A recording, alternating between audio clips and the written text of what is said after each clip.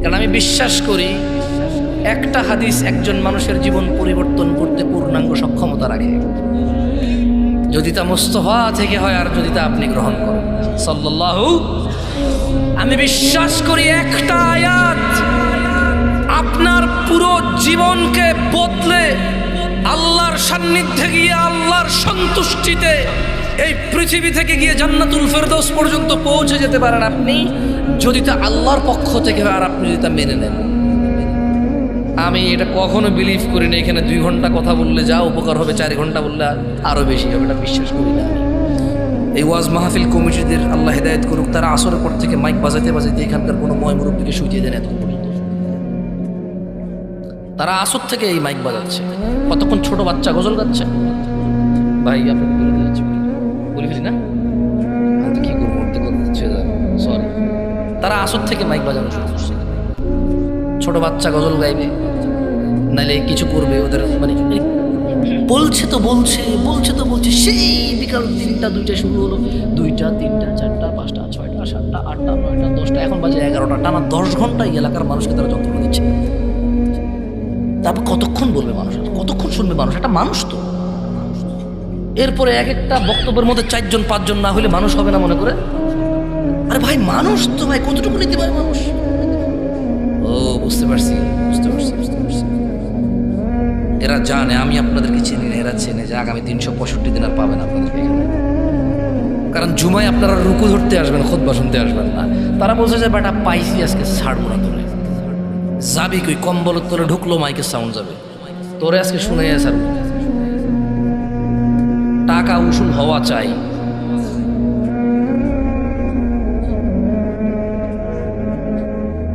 মনোযোগ দিয়ে শুনবেন। عن عبد الله بن مسعود رضي الله عنه قال, আব্দুল্লাহ ইবনে মাসউদ রাদিয়াল্লাহু আনহু থেকে বর্ণিত, তিনি বলেন আল্লাহর নবী সাল্লাল্লাহু আলাইহি ওয়াসাল্লাম বলেছেন। কোন সাহাবী?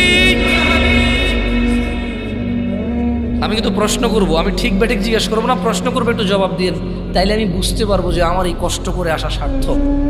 অ্যাটলিস্ট আপনি শুনেছেন, বলেছেন, বাকি মানা না মানা তো আপনি আর আপনার রব জানে। কে জানে? আপনি আর আপনার। ওখানে আমার কোনো ক্ষমতাই নেই ভাই। উনি যদি আপনাকে ক্ষমা করে আমাকে পাকড়াও করে, আমার কি কেউ বাঁচানোর মতো লোক থাকবে না? উনি যদি পুরো পৃথিবীর মানুষকে পাকড়াও করে, কেউ বলার ক্ষমতা রাখে কিছু? ওনার ক্ষমতা, ওনার দক্ষতা, ওনার কৌশল, ওনার মালিকানায় আমি কোনো কথা বলতে চাই না। আল্লাহ আমাকে আশ্রয় দিক, ওনার মালিকানা নিয়ে আমি কথা বলি, যাতে আল্লাহ আমাকে আশ্রয় দেয়। আপনারা কাকে সিজদা দেন, কাকে দেন না? আরে আপনি সিজদা যখন দিচ্ছেন না, কাকে দিচ্ছেন না? সিজদার হকদারকে। তো যখন আপনি দিচ্ছেন না, কাকে দিচ্ছেন না? যখন আপনি দিচ্ছেন, কাকে দিচ্ছেন? আমার কিছু যায় আসে? এটা আমার ক্ষমতার ভিতরের কথা। যেদিন আপনি আমাকে সিজদা দিবেন, ওই দিন আমি বলবো হ্যাঁ তুই চুরি করস, তুই মিছা কথা করস, তোর নামাজ হয় না, তুই আমার সিজদা করছ, আমি গ্রহণ করলাম না। ওই দিন না আমি আমরা কইতে পারি। কিন্তু আপনি তো আমাকে সিজদাই দেন না। সিজদা দেন কাকে? দিতে থাকেন, যে যত কিছু বলুক সিজদা বন্ধ করিয়েন না, দিতে থাকেন। অনেক বড় নিয়ামত। যেদিন আল্লাহ কিয়ামতে বলবে দিতে, সেদিন পারবেন না, পিঠ শক্ত হয়ে যাবে, পারবেন না দিতে। আজকে দেন, ওই দিন পারবেন ইনশাআল্লাহ। সাহাবীর নাম কি? আমরা কথা বলছিলাম যে আল্লাহ সুবহানাহু ওয়া তাআলা বলছে যা নবী দিয়েছে তা নিয়ে নাও, যা তিনি নিষেধ করেছে তা বর্জন করো। কতটুকু দিয়েছে নবী? কতটুকু? দেখেন আব্দুল্লাহ ইবনে মাসউদ বলছেন, ইন্নাহু লাইসা শাইউন ইউকাররিবুকুম ইলাল জান্নাতি ইল্লা ক্বাদ আমারতুকুম বিহি। ও আমার উম্মতরা, নিশ্চয় এমন সকল কিছুই যা তোমাদের জান্নাতের নিকটবর্তী করে, যা তোমাদের জান্নাতের কাছাকাছি নিয়ে যাবে, তার প্রত্যেকটি আমি আদেশ করেছি, একটাও বাদ দেই নাই। কিসের 2024 আর কিসের 2025? কিসের 2100 সাল আর 2200 সাল? কিসের আগামী 1000 বছর পরে 3000 সাল আসবে? কিসের আগামী 2000 বছর পর 4000 সাল আসবে? এখন 2024। কিসের আগামী 1,00,000 বছর পরে 1,00,000 সাল আসবে, কিসের কি হিসাব করবে? আব্দুল্লাহ ইবনে মাসউদ বলছেন, আল্লাহর নবী সাল্লাল্লাহু আলাইহি ওয়াসাল্লাম বলছেন রাদিয়াল্লাহু আনহু, বলছেন যে ইন্নাহু লাইসা শাইউন ইউকাররিবুকুম ইলাল জান্নাহ, ও উম্মতরা এমন কোনো কিছুই নাই যা জান্নাতের কাছাকাছি নেই, ইল্লা ক্বাদ আমারতুকুম বিহি, অথচ আমি তোমাদের আদেশ করিনি এমন একটা বিষয় নেই যা জান্নাতে নিয়ে যাবে তোমাদের। ওয়ালাইসা শাইউন ইউকাররিবুকুম ইলান নার, এমনই নেই যা তোমাদের জাহান্নামের কাছাকাছি নিয়ে যাবে, ইল্লা ক্বাদ নাহাইতুকুম আনহু, অথচ আমি মুস্তাফা, আমি রাহমাতাল লিল আলামিন, আমি ইমামুল আম্বিয়া, ইমামুল মুরসালিন, এমন কোন বিষয় নেই যা তোমাদের জাহান্নামে নিয়ে যাবে, আমি নিষেধ করিনি এমন একটা বিষয় নেই। কিসের 2024 আর কিসের 2025 সাল, কিসের 1400 বছর আগে আর কিসের 1,00,000 কোটি বছর পরে, এমন একটা বিষয় নেই যা তিনি নিষেধ করেছেন বা নিষেধ করেননি যেটা জাহান্নামে নিয়ে যাবে, এমন প্রত্যেকটা জিনিস তিনি আদেশ করেছে যা জান্নাতে নিয়ে যাবে। আপনার কি সন্দেহ হয়? সন্দেহ হয়? বলেন দাড়ি কাটেন কেন? না না না, আমি আপনাকে গুনাহ দিতে ক্ষমতা রাখি না, ওয়াল্লাহি আমি আপনার নেকি দিতেও ক্ষমতা রাখি। আপনি দাড়ি রাখেন, আমি নেকি দিতে পারবো না, কারণ দাড়ি কার জন্য রাখেন? কার জন্য? ওনার জন্য না রেখে যদি অন্য কারোর জন্য রাখেন, তার ক্ষমতা নেই নেকি দেওয়ার আছে? তো দাড়ি কেন কাটেন? বলতে পারেন টাকুর নিচে প্যান্টটা কেন? ওয়াই? মানে রিজনটা জানতে চাই, কি বেনিফিট হয়, কি বেড়ে যায়, কি অর্জন হয় শুনতে চাই।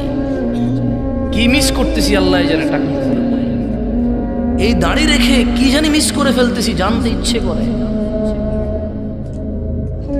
এখানকার দাড়িওয়ালা মানুষগুলো আপনি যা পাচ্ছেন সে মিস করতেছে কি? এটা আপনি দাড়ি কেটে পেয়ে যাচ্ছেন, সে দাড়ি রাখার কারণে পাচ্ছে না, এটা কি? আপনি টাকটুর নিচে প্যান্ট পরার কারণে পাচ্ছেন আর সে উপরে পরার কারণে পাচ্ছে না, এটা কি? আপনি নামাজ না পড়ে এটা পেয়ে যাচ্ছেন আর ও নামাজ পড়ে পাচ্ছে না, এটা কি? ও কোরআন পড়ে পাচ্ছে না, আপনি কোরআন না পড়ে পেয়ে যাচ্ছেন, এটা কি? জানতে ইচ্ছে করে কি মিস করতেছি দুনিয়ার, কি সুখ কি শান্তি জানি বঞ্চিত হয়ে যাচ্ছে, জানতে ইচ্ছে করে একটু জানান না। কি অন্যায় করেছি আমরা, জানান না। আপনি এমন কি পাচ্ছেন যেটা আমরা পাচ্ছি না? আপনার কি এমন কি বেড়ে গেছে শেভ করে, আমার কি এমন কি কমে গেছে, দাড়িওয়ালাদের কি এমন কি কমে গেছে, দাড়ি রেখে একটু শুনি না, জানতে ইচ্ছে করে। ভাই কেন দাড়ি কাটেন?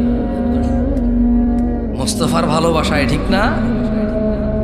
মোস্তফার ভালোবাসায় দাড়ি কাটেন, তো কার ভালোবাসায় কাটেন? কে বলেছে কাটতে?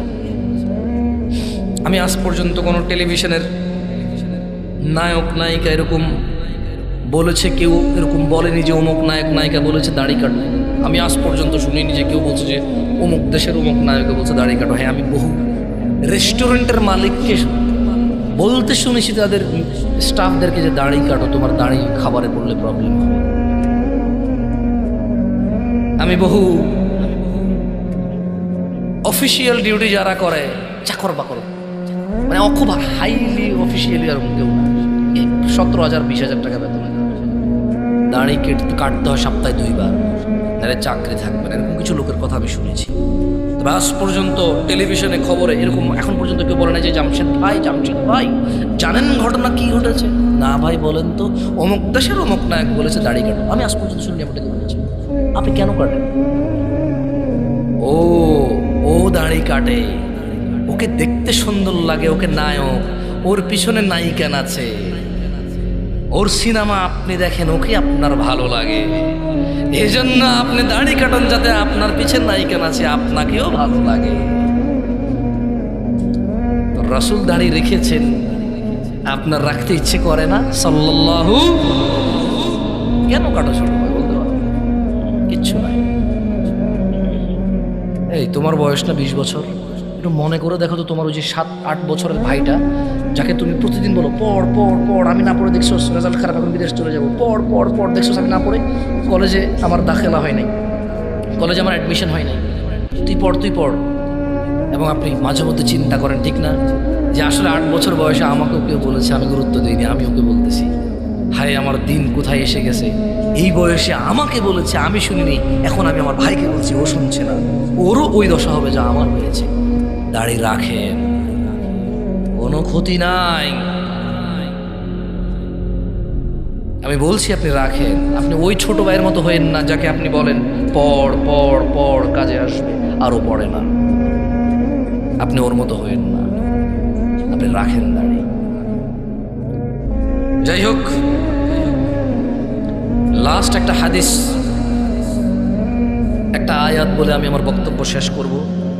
সুবহানাল্লাহ, আমি কল্পনা করতে পারিনি প্রায় 50 মিনিট কথা বলে ফেলছি। আল্লাহু আকবার, বুঝতেও পারি নাই। সুবহানাল্লাহ, লা ইলাহা ইল্লাল্লাহ, লা ইলাহা ইল্লাল্লাহ। আল্লাহ নবী সাল্লাল্লাহু আলাইহি সাল্লাম আবু হুরায়রা রাদিয়াল্লাহু আনহু থেকে বর্ণিত, কার থেকে? কার থেকে?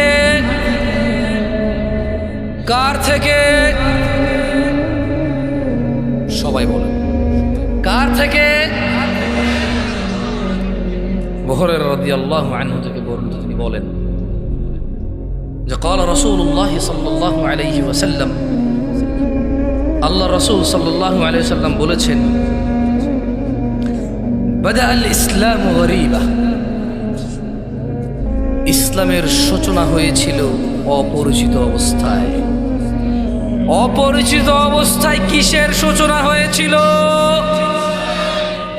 ইসলামের সূচনা হয়েছিল কি অবস্থায়? ইসলামের সূচনা হয়েছিল কি অবস্থায়? অপরিচিত অবস্থায়। কিসের সূচনা হয়েছিল? ইসলাম। তিনি বলছেন ওয়াসায়াউদু কামা বাদাআ গরীবা, অচিরেই। কে বলছে এটা? না, আবু হুরায়রা তো বর্ণনা করছেন। কথা বলছে কে? কথা বলছে কে?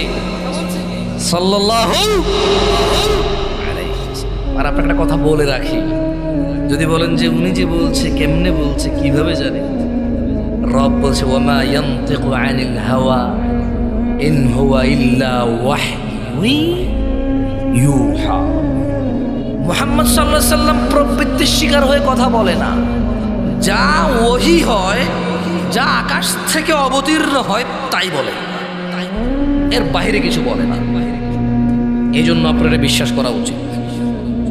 উনি বলছেন ওয়াসায়াউদু কামা বাদা গরীবা, অচিরে ইসলাম অপরিচিত হয়ে যাবে। দেখেন, আপনি আপনার বিয়ে চেনেন না, বলেন আপনার বিয়েতে ইসলাম কতটুকু আছে? বলেন আপনার মা আপনাকে কবে বলেছে আপনি ইসলামের কোন কাজটা করছেন না, কোন কাজটা করছেন? বলতে পারেন আমাকে? আপনার বাসায় ইসলামের পরিচয় কি আসে? কি পরিচয় ইসলামের আপনার? বুঝলাম কোরআন পড়তে জানেন না, আমি মানলাম সুর করে পড়তে পারেন না, হয়তো এমনি পড়তে পারেন না, আমি মানলাম। আপনি এমনিও পড়তে পারেন না, সুর করে পড়তে পারেন না, আপনি অক্ষরও চেনেন না, আমি মানলাম। বাট আপনার ঘরে, আপনার ওই কোনার দোকানে, আপনার নেতৃত্ব স্থানে, আপনার বিয়েতে, আপনার লেনদেনে ইসলাম কোনটা আসলে? কটুক ইসলাম। এখানে ইসলাম কি বলছে? কেমনে লেনদেন করতে, কেমনে বিয়ে করতে, কেমনে নেতা হইতে, কেমনে মানতে নেতাকে? আপনি বলতে পারেন? ওয়াসায়াউদু কামা বাদাআ গরীবা, অপরিচিত হয়ে যাবে। আপনি জানেনই না কেমনে বিয়ে করতে। রিয়েলি? আসলে আপনি জানেন না। আপনি একটা মেয়ের সাথে জানা করেন এই উদ্দেশ্যে, কারণ আমি তোকে বিয়ে করব, আমি তোকে কি করব। মানে আপনি বলছেন যে না ভাই না, আমার চরিত্র তো খারাপ না, উল্টাপাল্টা পোলাপানের মতো, বাস একটা ভাই আজকে 3 বছর থেকে একজনের সাথে বাকিরা বুঝে না, হাসতে পারতেছে না।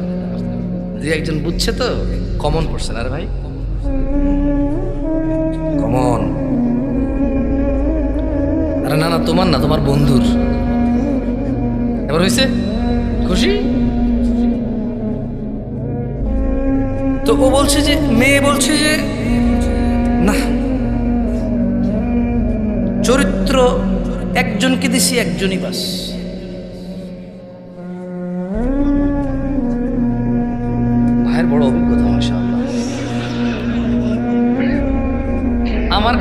প্রশ্ন আসে তাই আমি জানি। আপনার কাছে কি আসে? প্রস্তাব। আমার কাছে কি আসে? আপনার কাছে প্রস্তাব আসে নাকি? যাই হোক, তো বলছে যে শেখ আমার এই পৃথিবী থেকে মরে যাওয়ার ইচ্ছা। বললাম লিখি না, কিছু জবাব দিনে দেখি যে লিখতেছে, সালামেরও জবাব দিয়ে দিয়ে লিখতেছে। বলে ওই যে টাইপিং লেখা ওটা দেখছেন, ডট ডট ডট ডট। এরপর লিখলো যে এই পৃথিবী থেকে কাকে বিশ্বাস করবো, বেঁচে থাকা আমি ইচ্ছা চলে গেছে। তারপর আমি লিখলাম না, কারণ কি লিখি এরপরে উল্টা ফাল্টা ঝুলে গেলে বলবে যে অমুক হুজুরে বলেছে কঠোর করে, তাই অমুক মহিলা ঝুলে গেছে। আমার দরকার আছে মামলা খাওয়ার। ওই মহিলা মরতে চেয়েছে, আমি চুপচাপ চিন্তা করতেছি এটা রিপ্লাই দেওয়া যাবে না, কারণ বলা যায় না এদেশে কোন মানুষ কোন ফেসবুক পেজে লাইক দিছে ডক্টর জাকির নাইকের চ্যানেলই বন্ধ হয়ে গেছে। কথা বোঝেন নাই? ডক্টর জাকির নাইকের চ্যানেল কেন বন্ধ হয়েছে? বাংলাদেশের কোন কে উল্টাপাল্টা করছে, তো বলছে যে এই লোকই আবার ডক্টর জাকির নাইকের ফেসবুক পেজে লাইক করেছিল, তা ওর ফেসবুক বন্ধ করে দাও, ওর চ্যানেল বন্ধ করে দাও। আমি ওই ঘটনা শোনার পরে বলছি, ও এই দেশ বড় ক্রিটিক্যাল দেশ। যত মানুষ আমার মরে যাওয়ার মেসেজ দেয়, আমি আগে পুরোপুরি অপেক্ষা করে কি লিখতে চাই আসলে। আমি রিপ্লাই দিই না ভাই, দেখা যাবে যে অমুক ঝুলে গেছে, লাস্ট মেসেজ ছিল জামশেদ হুজুরের সাথে। বুঝেন নাই? हम पागल है क्या? नहीं है भाई, तुम जाना चाहते हो तो जाओ भाई, हमें मत ले जाओ, हमें नहीं जाना है तुम्हारे साथ। सही है? তো লিখছে যে দীর্ঘ 9 বছর ছেলের সাথে আমার সম্পর্ক, আমাকে ছাড়া কিছু বুঝতো না। এখন ছেলে হঠাৎ করে বলছে যে আমার ফ্যামিলি মেনে নিচ্ছে না। ওরে হিজড়া রে, ছেলেদের মুখে এটা মানায় বলে? ছেলে তো নিজের অভিভাবকত্ব নিজেও নিতে পারে, পরিবারের অনুমতিতে বিয়ে করবে, পারিবারিক সৌন্দর্য বৃদ্ধি পাবে, জঞ্জাল ফিতনা ফাসাদ থেকে সে আশ্রয় পাবে, তার জীবনটা সুখের হবে। আদারওয়াইজ ছেলে তো 9 বছর প্রেম করেছে, পরিবার জানে না, সে অসুবিধা নেই। এখন বলছে যে ওর পরিবার এখানে বিয়ে মানছে না, মেয়ের একটু বয়স বেশি বেশি। তুই বেটা 9 বছর থেকে বিয়েই করেছে, তুই 15 বছর বয়সের সাথে পরিচয় তো 24 বছর হয়ে গেছে না? বয়স তো বেশিই হবে। এই মহিলা কি পাগল?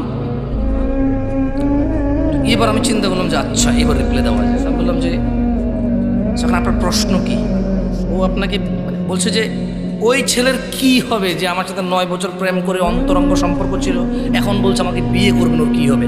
তো আমি ওকে উল্টা কোয়েশ্চেন করলাম যে এখন আপনার আপত্তি কি 9 বছর রিলেশন করে বিয়ে করেনি এখানে, নাকি 9 বছর রিলেশন করেছেন এখানে? আপত্তি কোনটা আসবে? নাকি দুইটাই আপত্তি আপনার? মানে আপনার অনুশোচনাটা কি? এক, আমাকে ধোকা দিয়েছে। 2, আমি 9 বছর জানা ব্যভিচারে লিপ্ত ছিলাম। মানে আপত্তিটা কোনটা? সে বললো যে আমার আপত্তি হলো ওই ছেলের কি গুনাহ হবে না আমাকে যে বিয়ে করে নেই? লিখছে আর কি। তো আমি লিখলাম যে মানে তার কি আপনাকে বিয়ে না করার গুনাহ নিয়ে আপনি চিন্তিত, নাকি আপনাকে বিয়ে না করে 9 বছর আপনার সাথে কথাবার্তা বাজে সম্পর্ক করেছে এইটা গুনাহ নিয়ে আপনি আপত্তি, নাকি দোনোটার গুনাহ নিয়ে আপনি আপত্তি? বললো যে বিয়ে করে নাই যেটা নিয়ে আমার আপত্তি। আমি বললাম ও, আর কিছু বলি নাই ভয়ে। আমি ওই যে বললাম পরে ঝুলে মুলে গেলে প্রবলেম। আমি বলেছি তওবা করে না, হারামের কোনো অধিকার থাকে না, হারামের কোনো কি থাকে না, হারামের কোনো দাবি দেওয়া থাকে না, জুলমের দাবি থাকে। কিসের দাবি থাকে? জুলুম অত্যাচারের দাবি থাকে, যে সে জুলুম করেছে, আমাকে আমার হক ফিরিয়ে দিক। সম্পর্কই হারামের অধিকারী, দুইজনই অপরাধী। তাই বললাম আপনি তওবা ইস্তেগফার করেন, ভালো হয়েছে। 9 বছর থেকে এক ছেলে বিয়ে না করে এক মেয়ের সাথে কথা বলে এমন দুশ্চরিত্র মানুষের সাথে বিয়ে করার চাইতে না করা আপনার জন্য ভালো। আর ওই ছেলের উচিত হবে আপনাকে বিয়ে না করা, কারণ একটা মেয়ে বিয়ে ছাড়া একটা পুরুষের সাথে 9 বছর কথা বলে, ওর গেরাত কোথায়? ওর কোথায় আত্মমর্যাদা? ওর কোথায় সতীত্ব? আর কোথায় ওর চরিত্রতা? আপনারা একে অপরের জন্য ভালো না, আপনি তওবা ইস্তেগফার ফিরে আসেন। যাই হোক, এরপর আমি একটা জিনিস আমার মাথায় আসলো, যেটা বলতে এই কাহিনী বললাম আপনাকে। পরে আমি ওই দিন রাতে চিন্তা করলাম, আচ্ছা এখানে জিনা করা দোষের, গুনাহের, তবে যদি বিয়ের প্রতিশ্রুতি দিয়ে জিনা করে তাহলে it's okay bro, it's okay, totally fine. But বিয়ে করবে এটা বলতে হবে প্লিজ প্লিজ প্লিজ প্লিজ। কি বলতে হবে যে ওগো ওগো ওগো প্লিজ বলো বিয়ে করবো তাহলে জানা করবো। ছেলে বলবে কোরআন ছো প্লিজ প্লিজ প্লিজ কোরআন ছো, আমার ছেড়ে যাবো না প্লিজ বলো, তবা তফসি কানে দর্শি আজীবনে করতাম না, কোরআন মাথায় নাও, মসজিদ ছো। এরপরে আবার ওই যে এখন ওই যে বাংলাদেশে যে জাতীয় মসজিদগুলো বানাইছে না প্রত্যেক জেলায় জেলায়, মসজিদগুলো মডেল মসজিদ, ওখানে যে আবার ছবি তুলে বলতেছে ওয়াদা করো ছেড়ে যাবো না লাস্ট উইক। ওয়াও, মসজিদকে সাক্ষী রেখে বলছে যে বিয়ে করবে, সো ইউ এখন জানা করতে পারবে।